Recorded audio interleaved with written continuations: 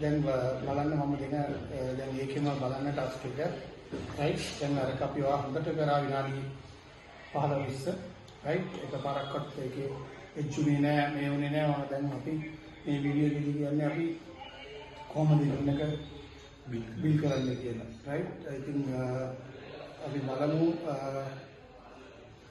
කොහොමද මේක මේ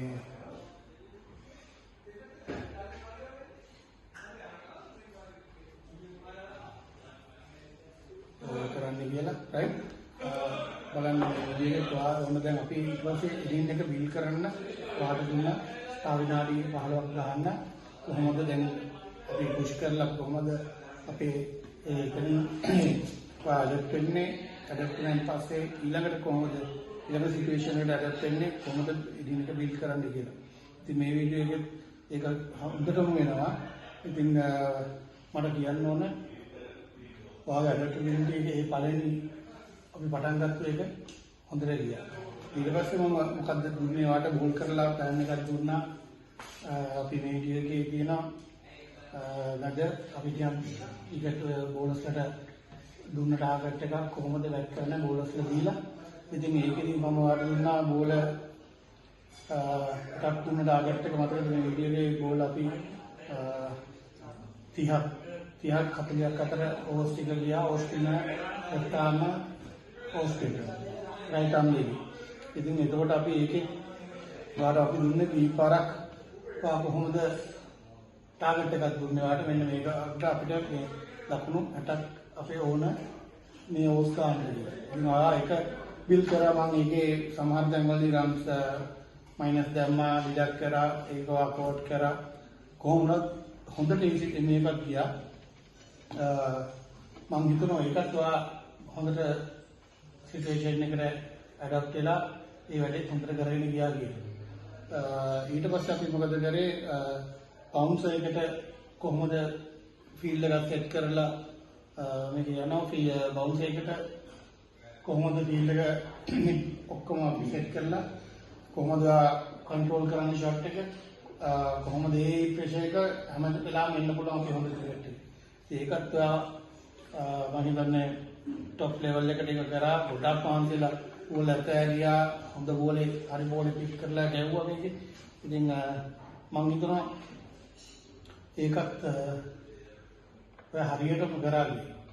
ඉතින් ඊට පස්සේ අපි අයිත් කරා මම හිතන්නේ මේ ස්පීඩ් එකේම අයිත් දුන්නා ටස්ක් එකක් ගැප්ස් වල මේකට කොහොමද මේ ගැප් එකෙන් ගහන්නේ එතකොට කොහොමද දෙතෙන්ද සිටුේෂන් එකට ඔයා හදාගන්නේ බෝලත් එක්ක මොකද මේ ටෆ් සිටුේෂන්ස් වල ඔයා හොඳටම කරලා තියෙනවා.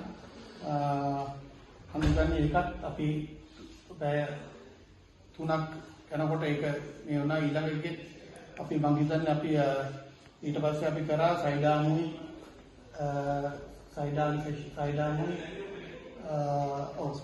මේකේ සයිඩාම් එකයි ඒකයි. ඉතින් ඒකත් අපි දුන්නා කොහොමද මික්ස් අප් එකේ කොහොමද කරන්නේ හොඳ ෆාස්ට් බෝලර් කෙනෙකුගේ ස්පින් එකයි කොහොමද යාලා හැන්ඩල් කරලා කොහොමද බිල් කරන්නේ ඉන්නේ කියලා. මම හිතනවා අපේ ඇඩැප්ටබිලිටි සෙෂන්ස් ටිකත් හොඳට ගියා. ඔයාලට මොකද හිතෙන්නේ දැන් මේක දැන් බලද්දී වගේ ස්කිල් එක කොහොමද ඇඩැප්ටබිලිටි එක හදාගත්තේ සිටුේෂන් ඉතර ගොඩක් කරේ සිටුේෂන් වල ගහන්නේ මයිතෝ දැන් මැදදී ප්‍රෙෂර් එක ආවට පස්සේ කොහොමද ප්‍රෙෂර් එක ගහන්නේ අත්තරනවා අත්තරලා කරනවා ලකුණු ගහලා ඒ ටික කරමින් මම හොඳ එක්ස්පීරියන්ස් එකක් ආවා. අපි ඊළඟ මේකෙන් හම්බෙමු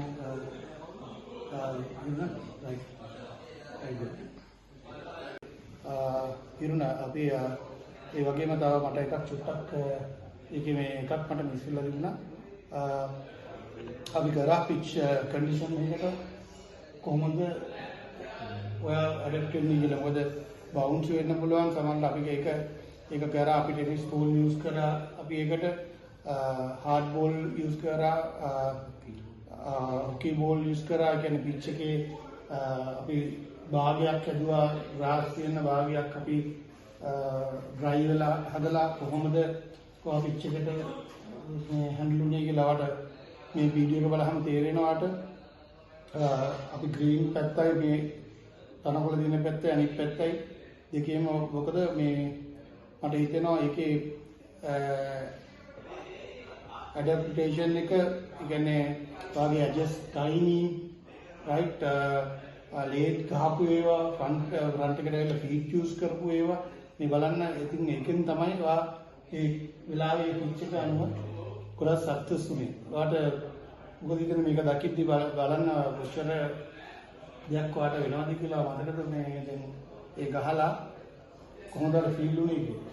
අපි මැටීරියල් මොනවද හිතන් කියද පිච් එක වෙනස් වෙන සමහරවිට වෙනස් වෙනලාට